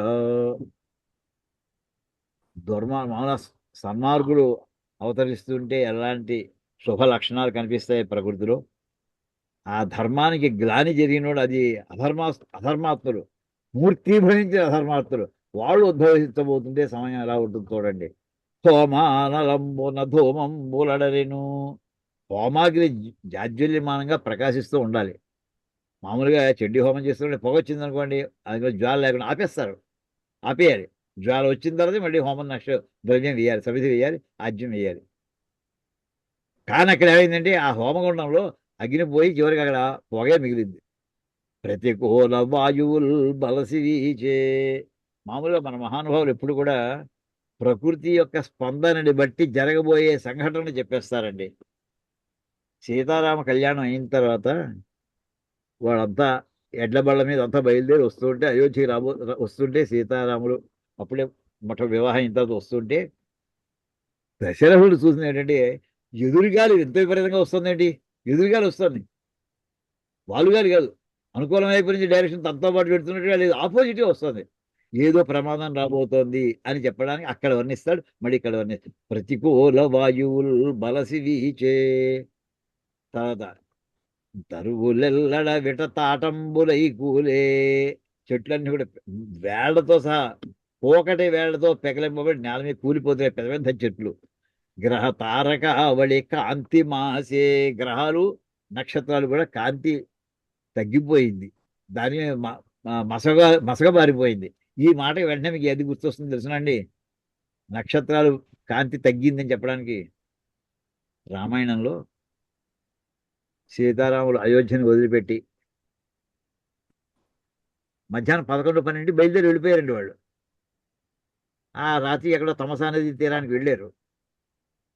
ఊళ్ళో వాళ్ళందరూ ఆయన వెంటబడి వచ్చేసారు పాపం. వీళ్ళని తీసుకెళ్ళడానికి ఇష్టం లేదు. ఆ రాత్రిపూట ఏం చేశాడంటే సుమంతుడిని పిలిచి రథాన్ని మళ్ళీ అయోధ్యకి వెళ్ళినట్టుగా 4 సార్లు నడిపించబోయా గడ్డి మీద. అంటే అందరూ మనం వెళ్ళాల్సిన ఆపోజిట్ వెళ్ళిపోదాం. రథం లైట్గా వెళ్ళిపోయి ఆపోజిట్ డైరెక్షన్ వెళ్ళిపోయి, కానీ గట్టిగా మాత్రం నేల మీద అనే పాపం వాళ్ళు పడుకుని ఉండగానే రాత్రి 2ంటికి లేచి వెళ్ళిపోయారు, నలుగురును సుమంతుడితో కలిపి. వెళ్ళిపోయేప్పటికీ తెల్లారి వీళ్ళంతా వెళ్ళిపోయారు. ఆ మొన్నాడంతా ప్రయాణం చేస్తూనే ఉన్నారండి. ఎక్కడికో వెళ్ళారు. చీకటి పడింది. ఏం తిన్నారో వాళ్ళు పాపం.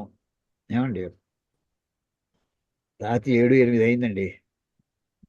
అప్పుడు రాముడు లక్ష్మణుని అంటాడు, అబ్బాయి ఇప్పటికి అయోధ్యలో ఏం జరుగుతూ ఉందంటావు అని అడిగాడండి శ్రీరాముడు లక్ష్మణుడిని.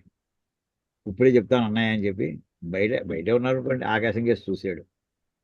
వాళ్ళ ఇక్ష్వాకుల యొక్క నక్షత్రం, వాళ్ళ వంశ నక్షత్రం ఏంటంటే విశాఖ నక్షత్రం అంటండి. ఆ విశాఖ నక్షత్రం మీద పొగవారినట్టుగా ఉందిట, అంటే మబ్బులు. వెంటనే అతను వచ్చి, అన్నయ్య మన నక్షత్రం మీద, అంటే మన కుటుంబ నక్షత్రం ఏదైతే ఉందో, వంశ నక్షత్రం ఏదైతే ఉందో దాని మీద పొగబారిందయ్యా, తండ్రి గారికి ఏదో ప్రమాదం రాబోతుందో నాకు అనిపిస్తుంది అంటాడండి. అంటే జరగబోయే భవిష్యత్తు చెప్పడానికి ఇవన్నీ కూడా గ్రహ తారక బడి కాంతి మాసే. నక్షత్రాల యొక్క కాంతి తగ్గిందంటే ఏదో ప్రమాదం రాబోతుంది లక్ష్మణుడు చెప్పాడండి. మనకి రామాయణ వాల్మీకి రామాయణం ఉందన్నమాట. బేరసి మొగిళ్ళు అంటే మేఘాలండి. నెత్తురు వాన కురిసేన్. మామూలు నీళ్ళు పడాలి, అప్పుడు రక్తము ఎర్ర నీళ్లు, రక్తమే వాన కింద కురిసిందిటండి. మెరుగులు దశల మిర్మిట్లు గొలిపే. మెరుగులు అంటే మన మెరుపులు అనమాట. స్వర్భాను అంటే రాహువు కేతువుని వాడిని. ఒగి అపర్వమున భానుని పై పట్టే. అంటే సూర్యుడిని అపర్వమున అంటే అమావాస్య నాడు పట్టుకోవాలి. సూర్యగ్రహణం ఎప్పుడు వస్తుందండి? అమావాస్య నాడు వస్తుంది. ఆ వేళ అమావాస్య కాదు, హిరణ్యాక్షుడు ఆ వేళ మళ్ళీ సూర్యుడిని వీళ్ళు వచ్చే మనకి రాహుకేతువులు వీళ్ళు పట్టుకున్నారు. కన్నులను అశ్రుకణములు క్రందుకొనగా. కళ్ళలో నీళ్ళు, అనుకోకుండా కళ్ళలో నీళ్ళు వస్తున్నాయిటండి, ఉతుకోవాల్సి వస్తుంది. ఇవన్నీ ఏమిటంటే అశుభ సూచనలయ్యా అని వర్ణిస్తారండి. ఇవన్నీ ఏంటంటే ధర్మానికి గ్లాని జరిగిన తర్వాత దాని పర్యవసానాలని జరిగే సంఘటనలన్నీ కూడా ఇదంతా అందులో అంతర్భాగం అండి. ఆ సబ్జెక్ట్లో వచ్చాడు. ధర్మానికి గ్లాని అంటే ఏమిటి, దాని సూచనలు ఏమిటి, ఇవన్నీ సూచనలు అండి. ధర్మానికి గ్లాని సూచనలు ఏమిటయ్యా? ఇందులో ఏ ఒక్కటి జరిగినా సూచనే.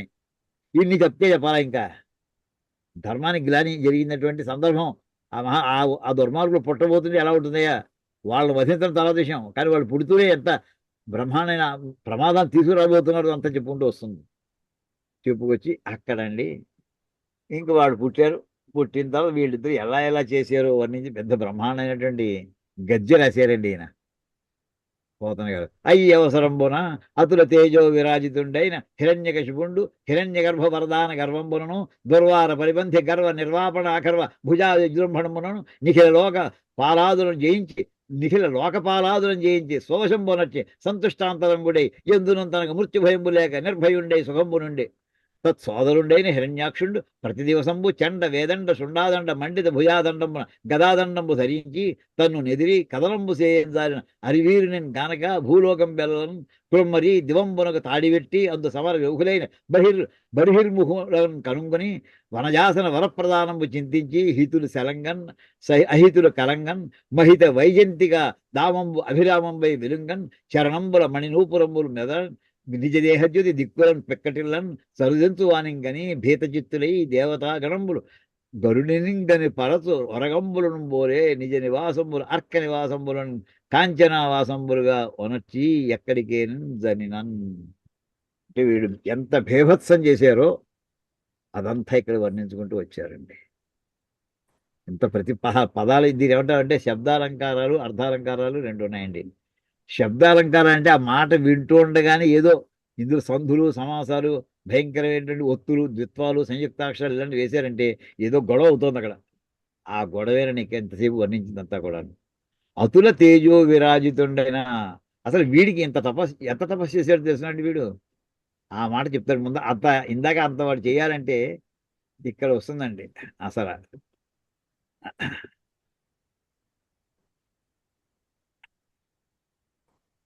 వీళ్ళు చేసినటువంటి తపస్సు అదొక్కసారి ఆ శ్లోక పద్యాలు ఎక్కడైనా ఒకటి రెండు చూస్తారండి. అది ఇందులో వచ్చేయలేవు చూసి ఉండేవి కూడా ఎంతంత భయంకరమైన తపస్సు చేశారో వీళ్ళు.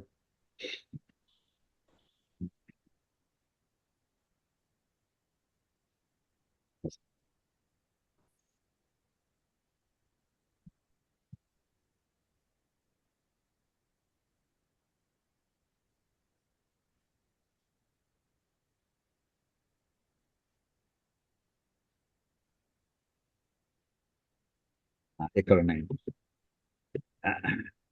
వీడు ఈ హిరణ్యకశిపుడు తపస్సు చేస్తుంటేటండి దేవత చివరికి అదరన్ కుంభిని సాద్రి అయి కలగనే డంభో నిధుల్ తారకల్ సెదరన్ సగ్రహ సంఘలై దిశలు విచ్ఛిన్నాంతలైన్ మండే తెల్లదరన్ గుండెలు జంతు సంహతికి ఉగ్రాచార దైత్యేంద్ర మూర్ధ దిశోద్ధూత సధూమహేతి పటలోదంచెత్తపోవన్నిచేన్. ఆ హిరణ్యకశిపుడు బ్రహ్మగారి గురించి తపస్సు చేస్తుంటే ఆ తపస్సులో వచ్చినటువంటి వేడి అది ఏమేమి జరిగిందంతా కూడా బిట్టు బై బిట్టు మైన్యూట్గా కూడా వర్ణించాడండి పోతన గారు ఇక్కడ సంస్కృత భాగవతాన్ని దగ్గర పెట్టింది. అదరన్ కుంభిని సాద్రి అయి పర్వతాలతో కూడినటువంటి భూమి అంతా కూడా భూమి అదిరింది అంటే భూకంపాలు వచ్చేయట. అది సింపుల్గా చెప్పాలంటే ఇలాగ పర్వతాలతో కూడి పర్వతం సామాన్యంగా భూకంపం సెట్ చేసేస్తుంది లేదు. కలగనే అంభోనిధులు 7 అంభోనిధులు 7 సప్త సముద్రాలు కూడా కలిగిపోయాయి క్షోభించాయి. తారకల్ సెదరన్ తారక అనే మాట ఏమిటంటే ఎలా వచ్చిందంటే మా ఊళ్ళో సిద్ధార్థ గారు చెప్పారండి. తారక అంటే నక్షత్రం చెప్పేస్తామండి. అది ఎందుకు వచ్చిందంటే అది స్థిరంగా ఉంటుంది కనుక దాని పేరు తారక అండి. అది కథలో కూడా ఉంటుంది. అంటే నక్షత్రాలని కూడా అదే న్యూటన్ సిద్ధాంతం కూడా అదేనండి. నక్షత్రాల కథలో అన్నాడు అతను. ఏమండి అంచేది ఇక్కడ అటువంటి తారకలు కదలకుండా ఉండవలసిన నక్షత్రాలు సెదరన్ అది కదిలి పారి ఎక్కడో విసిరేసినట్టు అయిపోయాయి. సగ్రహ సంఘలై దిశలు విచ్ఛిన్నాంతలై మండే. సగ్రహ సంఘలై అంటే గ్రహాలతో కూడినటువంటివి ఈ దిక్కులన్నీ కూడా విచ్ఛిన్నాంతలై. సామాన్యంగా దిక్కులన్నీ కూడా శుభ్రంగా ఉంటాయి. దిగంబరుడు అనే మాట దిక్కులే అంబరముగా కలిగినటువంటి వాడు అంతవరకు కూడా విసిరేసినట్టు అయిపోయేది. బెల్లదరెన్ గుండెలు జంతు సంహతికి ఈ జీవ సమూహం అంతకి కూడా ఎంతమంది అనంత కోటి జీవులు ఎంతమంది అందరి యొక్క గుండెలు అదిరిపోయేటండి. ఎందుకు దేనివల్ల ఉగ్రహాచార దైత్యేంద్ర మూర్ధ దిశోద్ధూత సధూమహేతి పటలోదంచ తపోవన్నిచే. వాడు చేసే తపోవన్ని తపస్సు చేసే వల్ల వచ్చినటువంటి అగ్ని చేత ఎక్కడి నుంచి హేతి పటలోదంచదు అంటే ఒంటి మించి వచ్చేస్తుంది మీదకి. ఎక్కడి నుంచి వస్తుంది? మూర్ధ దిశోద్ధూత, శిరస్సు నుంచి అన్ని పక్కలు కూడా ఎగరగొట్టబడినట్టుగా వస్తుందిట. సధు మహేతి అంటే పొగలతో వస్తుంది అగ్ని. అంటే వాడి శిరస్సు ఒళ్ళంతా కూడా తపో భూమి అయిపోయింది. వాడి శిరస్సు నుంచి ఆ వేడి పొగలతో సహా బయటకు వస్తుంది అండి. అంత తపస్సు చేసాడండి వాడు. వాళ్ళు ఇంతట్లో మన బ్రహ్మగారు వచ్చినప్పుడు వీడు అడిగిన వరాలు సింపుల్గా ఒక్క వాక్యంలో ఒక పద్యంలో చూడండి. ఇది ఒక్కసారి గమనించండి. ఏం అడిగాడు వాడు ఇంకోసారి తెలుసు మనకి. ఇంకొకసారి గమనించండి. గాలిన్ కుంభిని అగ్నిని అంబువుల ఆకాశస్థలిన్ దిక్కులన్ రేలన్ ఘస్రములన్ తమఃప్రభల భూరిగ్రాహ రక్షో మృగ వ్యాళాదిత్య నరాది జంతు కలహ వ్యాప్తిన్ సమస్తాస్త్ర శస్త్రావళిన్ మృత్యువు లేని జీవనము లోకాధీశ ఇప్పింపవే అంటున్నాడండి. ఏం అడుగుతున్నాడండి వాడు? మృత్యువు లేని జీవనము, నాకు మరణం లేనటువంటి జీవాన్ని ఇవ్వయ్యా అది మొట్టమొదటి అడిగాడు. అదొకటి తప్ప ఇంకోటి ఏమైనా అడిగినాడు అంటే అది కండిషన్స్ పెట్టాడు వాడు. సమస్త చివరి నుంచే సమస్త అస్త్రశస్త్రావళి మృత్యువు లేని జీవనము, సమస్తమైనటువంటి అస్త్రముల చేత కానీ శస్త్రముల చేత కానీ, ఒక శస్త్రం కాదు, ఆలి అంటే సమూహం, అస్త్రముల యొక్క సమూహం చేత కానీ శస్త్రముల యొక్క సమూహం చేత కానీ మృత్యువు లేని జీవనం. ఇంకా ఎటువంటిది? అక్కడ వెనక నుంచి వస్తే నరాది జంతు, నరులు మొదలైనటువంటివి, నరులు స్పష్టంగా చెప్పాడు. ఇంకా ముందు చూడండి, మొట్టమొదటి వాక్యం గొప్పదని ఏంటి తెలుసునండి? వాడు నాకు పంచమహాభూతాల్లోంచి నాకు ఇప్పుడు పాంచభౌతికమైన శరీరాన్ని వదిలిపెట్టి వెళ్ళిపోయాడు అంటామండి ఎవరన్నా నన్ను. వెళ్ళిపోతే ఎవరన్నా పాంచభౌతికం అంటే ఏంటంటే పంచమహాభూతాలు అంటే మన శరీరం నిర్మాణం ఎలా అయిందండి? పంచమహాభూతాలతో నిర్మైంది. ఆకాశం ఉంది, ఖాళీ స్థలం ఉంది మన బాడీలో, వాయువు ఉంది, పృథివ్యాపస్తేజో వాయు ఆకాశాలు ఐదు భూతాలు ఇందులో నివసించి ఉన్నాయి. దాంతో ఏర్పడిన భూమి. వాడు ఏమిటవుతుందండి? గాలి, నాకు గాలితో ప్రాణం పోవడానికి వీల్లేదు అంటే ఒకటి ఐదులో ఒట్టి కొట్టేశాడు. కుంభిని, భూమి చేత నాకు, అగ్ని 3, అంబువలన్ నీటితోటి, ఆకాశ పంచమహాభూతాల్లోనూ నాకు అక్కడ ప్రాణం పోవడానికి వీల్లేదు. అయ్యా మ్యూట్ చేసుకోండి. దిక్కులం తర్వాత అంటే పంచమహాభూతాల నుంచి వాడికి ప్రాణం పోయేటువంటి ప్రమాదం ఉండకూడదు. దిక్కులం, ఏ దిక్కులు అంటే నీకు తూర్ప పడమర ఈ 4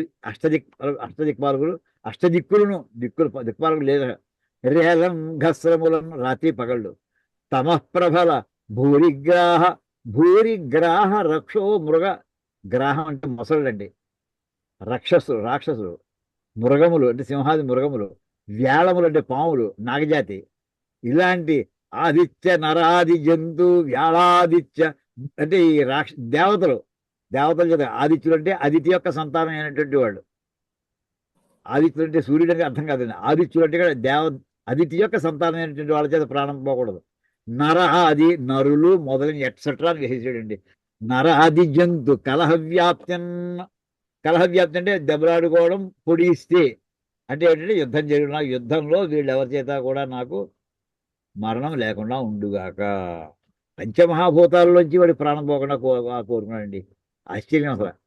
మన పాంచభౌతికమైన శరీరం అవునా కాదా అనేది అని ప్రశ్నిస్తే పంచభౌతికమైంది కానీ అందులో వాడు ఎక్కడ మిగిలాలి? ఇంకా దాని పరిష్కారం శ్రీ మహావిష్ణువు చూడగలిగాడు నరసింహస్వామి రూపంలో.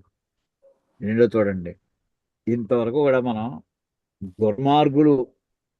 దుర్మార్గానికి కారణం ఏంటంటే ధర్మ వ్యతిరేకమైనటువంటి కార్యాలు జరిగితే ఎంత క్షోభ జరగబోతుందో మనం కథ చూసామండి. వాడు అలాంటి దుర్మార్గులు అవతరించబోతుంటే వాడు అవతారమూర్తులే పాపం, జేవిజేలు ఇక్కడ హిరణ్యాక్ష రూపంలో. వాడు పుట్టబోతుంటేనే ఎలాంటి సూచనలతోటి పుట్టారు, పుట్టిన తర్వాత ఎంత తపస్సు చేశారు వాళ్ళు. ఆ తపస్సు వల్ల ఇందాక చదివేసినటువంటి గద్యంతా కూడానండి వాళ్ళకి ఎంతలాగా వాడు ప్రపంచాన్ని ఢీకున్నారు, వాళ్ళు ఎలా ఓడించారు రాక్ష దేవతలందరూ కూడా అదంతా చూసామండి. ఇదంతా ధర్మశ్చ గ్లానిర్భవతి. ఇంకా పరిత్రాణాయ సాధూనాం అంటే మనం ఏంటంటే ఇదే జ్ఞాపకం ఉంచుకోండి, మళ్ళీ చెప్తున్నాను, ఇవి కథలుగా తీసుకోకండి, మనకి వర్తింపజేసేట్లా చూసుకోండి. మనలో ఆ లక్షణాలు మనం ఇందాక అక్కడ మనం లోభము మోహం అనే 2 పదాలు వాడేటండి అక్కడ. అవి మనకి చాలా దూరంగా ఉంచుకోవడానికి ఎప్పటికప్పుడు ప్రయత్నం చేసుకోవాలండి. మరి పరిత్రాణాయ సాధూనాం అంటున్నాం కదా, మేము సాధువుగా ఉండాలంటే ఏ లక్షణాలు ఫాలో అయ్యాయా అంటే దానికి ప్రహ్లాద్ యొక్క ఉదాహరణ తీసుకోండి అయ్యా. తన ఎందునఖిల భూతములందునొక భంగి సమహితత్వంబున జరగువాడు పెద్దల పొడగన్న భృత్యుని కైవడి జేరి నమస్కృతులు చేయువాడు కన్నుదోయికి అన్యకాంతలడ్డంబైన మాతృభావము చేసి మరలువాడు తల్లిదండ్రుల భంగి ధర్మవత్సలతను దీనులంగావన్ చింతించువాడు సకుల ఎడ సోదర స్థితి జరుపువాడు దైవతములంచు గురువుల దలచువాడు లీలలందును బొంకులు లేనివాడు లలిత మర్యాదుడైన ప్రహ్లాదుడదిపా. ఇక్కడ ఏవేవైతే ప్రహ్లాదుడిలో సుగుణాలు వర్ణించడం జరిగిందో ఇవన్నీ ఉంటే వాడక్కడ సాధువు అవుతాడండి. అది మన పరిత్రాణాయ సాధనం అంటే అలాంటి సత్పురుషులను రక్షించాలి. కొంతమంది ఉన్నారే వాడి కోసం ఏది మొత్తం భూమండలం అంతా రక్షిస్తాడు. ఓ పెద్ద బస్సులో ప్రమాదంలో చిక్కుకోబోయేను బస్సులోనో రైల్లోనూ ఒక్కడుంటే చాలండి, వాడిని రక్షించడం కోసం మొత్తం మిగతాలతో కూడా రక్షించబడతారు. మనం ఆ స్థాయికి వెళ్ళాలని చెప్పడానికి కథ అంతానండి. ఇంకెక్కడి నుంచి మనం మళ్ళీ వారం చెప్పుకుందామని దీని వివరాలన్నీ కూడా ప్రహ్లాదు ఘట్టంలో సాధువుల యొక్క లక్షణాలు ఇంకా ఈ పద్యంలో మనం అందరికీ తెలుస్తాయి అనుకోండి. మళ్ళీ వారం క్లాసులు చెప్పుకుందాం. అయ్యా మళ్ళీ వారం మనం మళ్ళీ గురువారం నాడు మాత్రమే, గురువారం కూడా తారీఖు ఎంత అవుతుందో చూస్తానండి. వీరిని బట్టి 1-2 రోజులు అటు ఇటులో మనం క్లాస్ పెట్టుకుంటామండి. అప్పుడు ఇక్కడ ఆపుకుందామండి. ఓం కాయేన వాచా సేంద్రియైర్వా బుద్ధ్యాత్మనా వా ప్రకృతి స్వభావాత్ యద్యత్ సకలం పరస్మై నారాయణాయేతి సమర్పయామి. శ్రీ సీతారామ శ్రీ విష్ణువే నమః. విష్ణు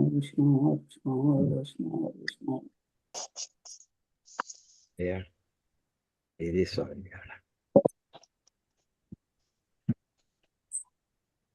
ధన్యవాదాలు స్వామి. ధన్యవాదాలు గురువు గారు. విద్యల ఏకాదశి, రామాయణం, భారతం, భాగవతం అన్ని కలిపి మాకు అందరినీ ఆశీర్వదించినారు గురువులు. నమస్కారం. అవునండి, రామాయణం కూడా వచ్చేసింది. రామాయణం వచ్చింది, భాగవతం ఎలాగే నడుస్తుంది. గురుగారు 2 మౌలికమైన ప్రశ్నలు చెప్పండి బద్రీనాథ్ గారు. మొట్టమొదటిది, ఇంతటి పరమేశ్వరుడైనటువంటి మహావిష్ణువుకి ద్వారపాలకులు అవసరమా? అంటే భక్తుల కోసం ఆయన వేచి ఉంటాడు కాబట్టి ఈ జయ విజయులు అనేటువంటి వాళ్ళు ఇక్కడ ఇంకో పరమేశ్వరుడు కూడా ఉంటారు. వీళ్ళు నిజంగా అవసరమా? అది మొదటి ప్రశ్న. రెండవ ప్రశ్న, మరి వీళ్ళిద్దరూ కూడా వీళ్ళకి శాపవశాత్తు వాళ్ళు వెళ్ళిపోయి జన్మలు తీసుకున్నప్పుడు కొంత అంతరాయం కలిగింది, కొన్ని 100,000 సంవత్సరాలు ఏవో ఒకటి. ఆ సమయంలో ఉన్నటువంటి ద్వారపాలకులు ఎవరు?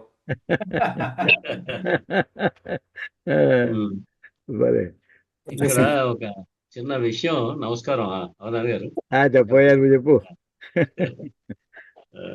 ఏంటంటే మనకి ఈ పురాణాల్ని కథలుగా చెప్పుకుంటూ ఏ సందేశం, అసలు వ్యాస హృదయం ఏమిటి, వాల్మీకి యొక్క హృదయం ఏమిటి అన్నదానికి కొంతమంది దాన్ని గంభీరంగా విచారించి చెప్పారు. ఆ విషయాల మీద పంచుకుంటాను. మనం ఏం తెలుసుకోవాలి ఇందులో అన్నది, కశ్యప ప్రజాపతి బ్రాహ్మడు, పుట్టిన వాళ్ళు రాక్షసులా, ఒకళ్ళు ఇంకోళ్ళు దేవతలా అంటే ఏమిటి, అది డీకోడ్ చేశారు. అది బ్రహ్మ అంటే మానవుల్లోనే స్వార్థపరులై అధర్మపరులు అయినట్లయితే వాళ్ళు రాక్షసులయ్యా, నిస్వార్థపరులై ధర్మపరులైతే వాళ్ళు దేవతలుగా ఉంటారు. అది ఆయనకు హృదయం అని చెప్పుకొస్తూ, ఈ జయ విధులు ఈ కథ ఏమిటయ్యా అంటే, జయ విజయులు అనేటువంటి వాళ్ళు సత్వ తమో గుణాలకి ప్రతీకలు. రాపలున్నది శుద్ధ సత్వ గుణము. ఈ అంతఃకరణ చతుష్టమైనటువంటి నలుగురు కదా, అంటే మనోబుద్ధి చిత్తహంకారాలు. ఇది శుద్ధ సత్వాన్ని పట్టుకోవడానికి అడ్డొచ్చేది ఏమిటి? సత్వ రజో తమో గుణాలు.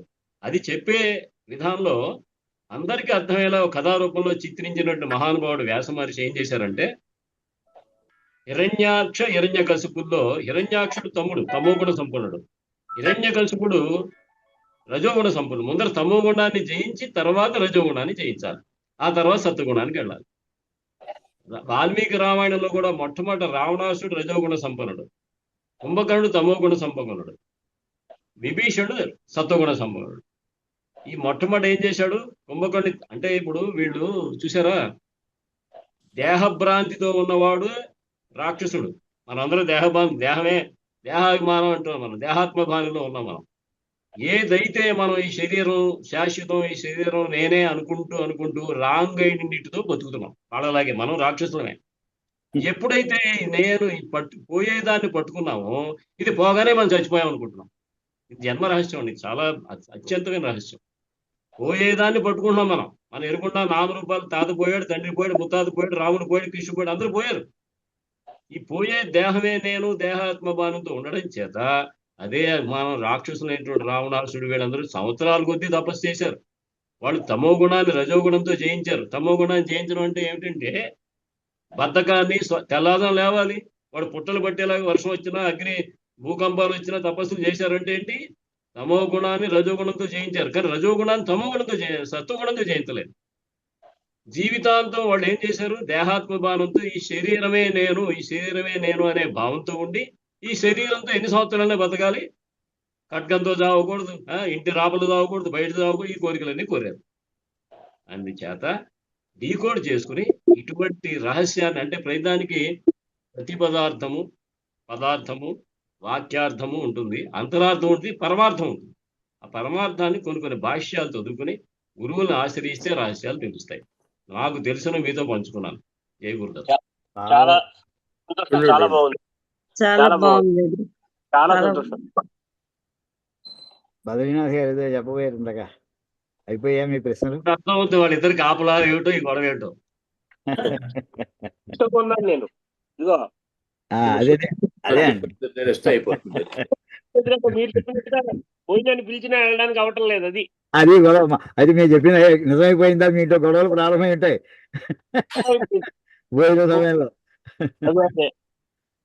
చాలా అపూర్వమైన గ్రంథం అండి అది. మా కళానిధి వారు రాసిన పుస్తకం అది. చదివినా మనం ఏం చదివినా ఈయన ఇంత సమగ్రంగా, ఇంత బాగా, ఇంత చక్కగా రాస్తారంటే చాలా. అయితే ఇవన్నీ కూడా వేదాలకి శాస్త్రాలకు వచ్చేప్పుడు అండి, ఇందాక మీరు అడిగిన, ఇప్పుడు ద్వారపాలకులు లేకుండా విష్ణుమూర్తి ఉండలేడా? వారి కాపలా ఉంటేనే వాళ్ళు AK-47 పెట్టున్నారా, 74 పెట్టున్నారా? ఇవన్నీ ఏంటంటే మనలాంటి వాళ్ళు వాడు తపస్సు చేశారు ఏమండి, ఇద్దరు తపస్సు చేస్తే ఆయన వాళ్ళ తపస్సు మెచ్చుకున్నాడు. మీకేం కావాలా అంటే, మాకు నీ దగ్గర గుమ్మానికి కాపలాదారు కదా, కనీసం ఉద్యోగం పోయా అని అడుగుంటారు వీళ్ళు.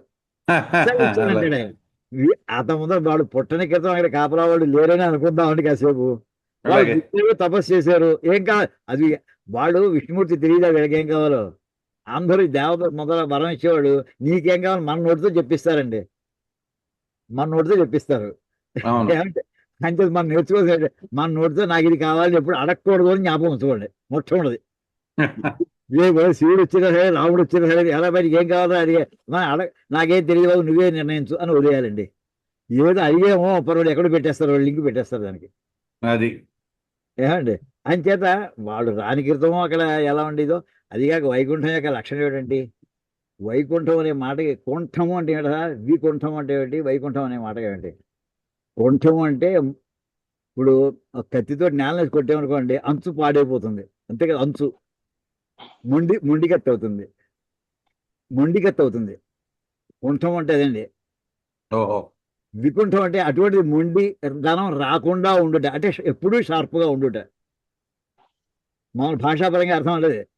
వికుంఠం అనే మాట ఏమిటంటే, అది ఎప్పుడు షార్ప్గా అంటే ఏమిటన్నా, ఎప్పుడు ఫుల్ అటెన్షన్తో ఉంటారు వాళ్ళు. ఎవరు ఉంటారండి ఫుల్ అటెన్షన్తో? మహర్షులు మాత్రమే ఉంటారు. మిగతా వాళ్ళందరూ కూడా దేహభ్రాంతితో కానీ, ఇంకో భ్రాంతితో కానీ, అది సూక్ష్మ దేహంలోనే కానీ, స్థూల దేహం, ఈ దేహభ్రాంతిలో ఉండేవాళ్ళు మిగతా వాళ్ళు. అది నిత్యము కనుక పరమాత్మ మీదే దృష్టి పెట్టుకునే వాళ్ళు ఉండేటువంటి ప్రదేశం అది వైకుంఠం అంటది. ఆ వికుంఠం యొక్క భావన వైకుంఠం. బాగుంది. ఇది చిన్న అపార్ట్మెంట్ కే ఒక హోమ్ గార్డ్ పెట్టుకుంటున్నాం బద్రీనాథ్ గారు. మనం మానవ మాత్రం కాబట్టి జగద్రక్షకుడు ఆయన. మానవ మాత్రం కాబట్టి అందరూ వచ్చేస్తారని పెట్టుకుంటున్నాం. ఆయన అంతే, రాకూడని వాళ్ళు కూడా వచ్చేస్తారేమో భయపడ్డాడు. అంటే అర్హత లేని వాడు కూడా లోపల రాకుండా ఉండడానికి పెట్టాడు. సరే అయితే సరదాగా గురుగారు గ్యాప్ ఎలా ఇస్తారు? గ్యాప్ మధ్యలో వచ్చిన గ్యాప్ ఏమండి మీరు జై విజయులు బయటకు వెళ్ళిన తర్వాత వాళ్ళు మళ్ళీ వెనక్కి వచ్చేంత వరకు ఉన్నటువంటి గ్యాప్. అక్కడ ఏంటంటే మీరు ఒక విషయం గుర్తుపెట్టుకోండి, ఈ రూల్స్ రైమ్స్ ఇవన్నీ కూడా ఎవరికంటే ఈ యూనివర్స్ లో ఉన్న వాళ్ళకిటండి, గుర్తెట్టుకోండి. యూనివర్స్ చాలా ఉన్నాయి. ఎన్ని ఉన్నాయంటే ఇన్ఫైనైట్ యూనివర్స్ అన్నారండి. ఈ బ్రహ్మాండంలో ఉన్న లక్షణాలు ఇంకో బ్రహ్మాండంలో వర్తించవుట. బాగుంది, కరెక్ట్. ఈ బ్రహ్మాండంలో మనకి పొడుగు వెడల్పు ఎల్బిహెచ్ టైము కాన్సెప్ట్స్ అన్ని ఉన్నాయి చూసారా, ఈ కాన్సెప్ట్ ఈ బంధుత్వాలు ఇవన్నీ కూడా ఇంకో బ్రహ్మాండంలో వర్తించవుట. అవును. అందుచేత అక్కడ టైం కాన్సెప్టే లేదనుకోండి, లొకేషన్ మీకు డిస్టెన్స్ కాన్సెప్ట్ లేదనుకోండి, ఆయన మొత్తం అని అంత కోటి బ్రహ్మాండ నాయకుడు ఆయన. బాగుంది. అది ఏ బ్రహ్మాండం నుంచి ఆయన దృష్టి పెట్టుకుంటున్నాడో ఆయనకి ఇవన్నీ వర్తించవండి. అసలు బాగుంది, బాగుంది. దూరాలు పనిచేయో, టైము పనిచేయదు ఆయనకి. ఇది ఇవన్నీ బాగుంది. భావాలు ఎవరికంటే ఈ భావనను మనకి ఈ దృష్టితో మనం చూస్తాం, ఆ దృష్టితో వాళ్ళు చూడరు. అసలు లేదు, అసలు ఆ దృష్టి లేదు. చాలా చెప్పారు, చాలా బాగుందండి, చెప్పారు. చాలా బాగుంది. గురువు ఈ గారు అన్వయం బాగుంది. నమస్కారం అండి. నమస్కారం. వైకుంఠంకి వ్యుత్పత్తి అర్థం ఏమని చెప్పచ్చండి? నువ్వు చెప్పు, సంస్కృతం చదువుకున్నావు, చెప్పమ్మా. అయ్యో కాదండి. మళ్ళీ వాళ్ళకి ట్రై చేయలేదా? నేను చెప్పలే కదా, నువ్వు చెప్పు. సరేనండి. విగుంఠస్య భావ వైకుంఠం అమ్మా, విగుంఠస్య భావం ఎప్పుడు కూడా. సరేనండి. అపత్యం అని చెప్పే సంతానం కాదు కదా, దశరథస్య అపత్యం పుమా దాశరథి. అవునండి. ఇది అపత్యం కాదు, ఇది విగుంఠస్య భావ, దానికి తత్వార్థంలోకి వస్తుంది, తద్ధితం ఇది. ఓకే, సరేనండి. ఓకే అండి, మరి ఉందామండి, కలుద్దామండి మళ్ళీ. అయ్యా నేను మళ్ళీ ఈ వారం అంతా కూడా ప్రయాణాలు ఉన్నాయి, అయితే మళ్ళీ నేను వచ్చిన తర్వాత సాధ్యంతో త్వరలోనే క్లాస్ తీసుకుంటామండి. ఎప్పుడప్పుడు మేము మొదలు మీకు మెసేజ్ పంపిస్తుంటాం. ధన్యవాదాలు. ధన్యవాదాలండి అందరికీ కూడా. నమస్కారం.